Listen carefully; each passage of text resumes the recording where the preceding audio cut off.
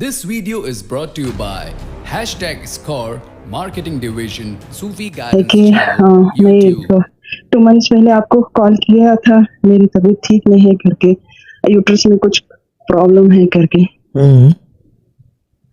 तो आपने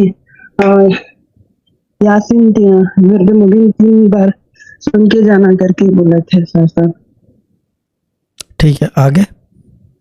तो माशाल्लाह जो भी हुआ बहुत अच्छे से हुआ शाह साहब। और वो जो मेरा वो यूट्रस में जो निकाले थे ना, वो बायोप्सी के लिए भेजते करके बोले थे, तो वो पूरा क्लियर आया शाह साहब। गुड है, मुझे याद है आपका यूट्रस का अभी 2-3 हफ्ते पहले ही हुआ है ना।